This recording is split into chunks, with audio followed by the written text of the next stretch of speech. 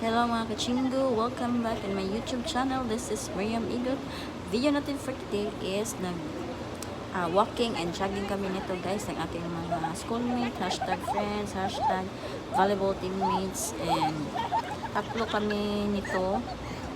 lang kami nito kasi absent yung iba. And then before this one is jogging kami and walking mga 3 rounds, and then dito sa may bandang ito is nag-zumba kami and aerobics.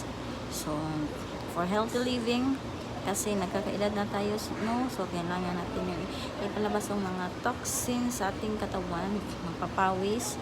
Ayan, iba-iba yung aming action dyan guys. So ano lang kami na sariling sikap. So ayan guys, I hope ma-enjoy nyo ang ating video. So ayan lang ang ating kasi parang namibigat ng aking katawan. So kailangan natin na mag-exercise. Ano naman na mahirap yung panahon ngayon, mahirap magkasakit.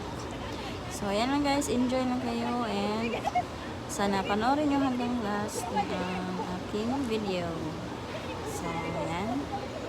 So after pala nito guys is pinakain na naman kami ng aming madam, yung naka-vlog, si Madam Suzette. Siya talaga yung palagi nagpo-provide ng aming dinner. Minsan nagluluto siya, and then this time is nag-barbecue kami, pero limited lang yung aming yung puso, yung hanging rice, kasi dito sa amin pag may barbecue is hanging rice talaga yung kares. Masarap kasi yung hanging rice kaysa sa kanin.